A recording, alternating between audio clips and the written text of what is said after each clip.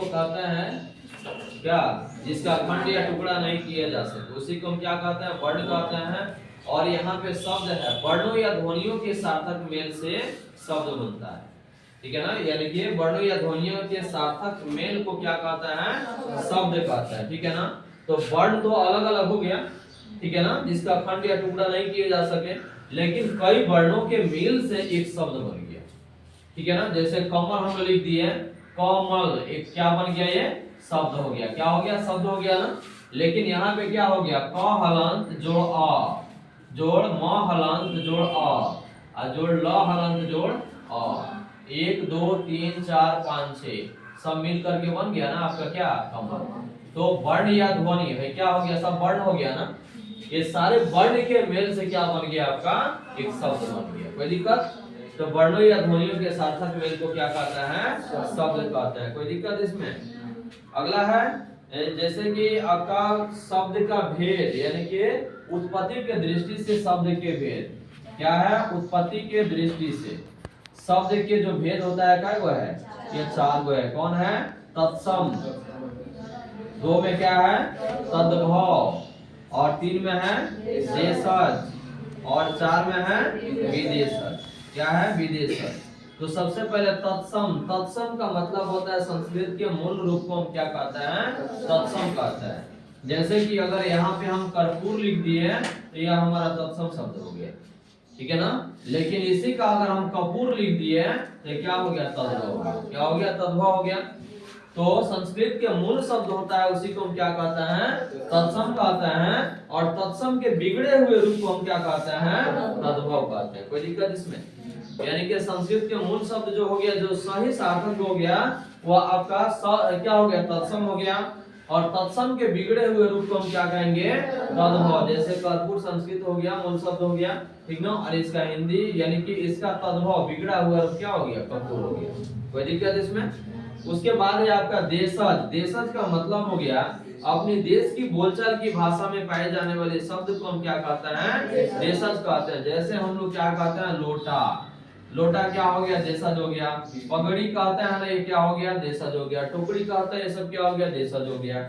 यानी कि अपने देश की बोलचाल की भाषा में पाए जाने वाले शब्द को क्या कहते हैं, देशज कहते हैं। अगला विदेशज, यानी कि वैसा शब्द जिनका जन्म विदेश में हुआ है और उनका प्रयोग हम लोग आम भाषा में करते हैं, उसी को क्या कहते हैं, विदेशज। जैसे हम लोग क्या करते हैं, डॉक्टर लिखते हैं ना, डॉक्टर क्या है, अंग्रेजी शब्द है, लेकिन इसका प्रयोग हम लोग क्या करते हैं, अपनी भाषा में करते हैं।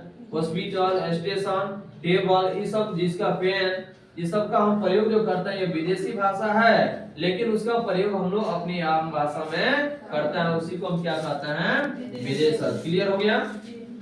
उसके बाद है आपका बनावट या रचना के दृष्टि से शब्द के 3 भेद होते हैं। बनावट या रचना के दृष्टि से शब्द के कितने भेद हैं, 3। कौन, रूढ़, 2 में क्या है, यौगिक, और 3 में क्या है, योग रूढ़। क्या है, योग रूढ़।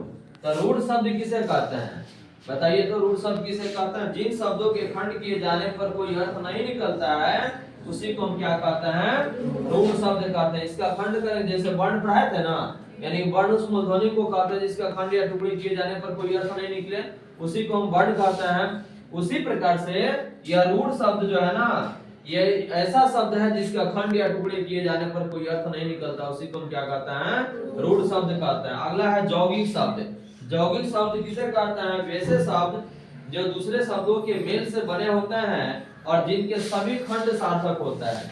जैसे अगर हम लोग लिख दिए कहते घुड़सवार, तो घुड़ में क्या हो गया, घोड़ा, और सवार में होता है सवारी करने वाला, ठीक है ना। घोड़ा की सवारी करने वालों को हम क्या कहते हैं, घुड़सवार कहते हैं। विद्यालय, विद्या में होता है ज्ञान, और आलय में क्या होता है, घर, तो विद्यालय हो गया। यानी कि ज्ञान के घर, जो दोनों शब्द इसके सार्थक है। विद्या में ज्ञान भी सार्थक है और घर भी सार्थक है, ये दोनों शब्द सार्थक होते हैं।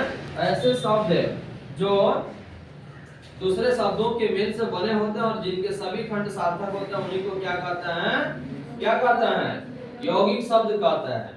उसके बाद है आपका योग रूढ़, ऐसे शब्द जो साधारण अर्थ को छोड़कर के विशेष अर्थ को ग्रहण करते हैं, उसी को हम क्या कहते हैं, योग रूढ़ शब्द कहते हैं।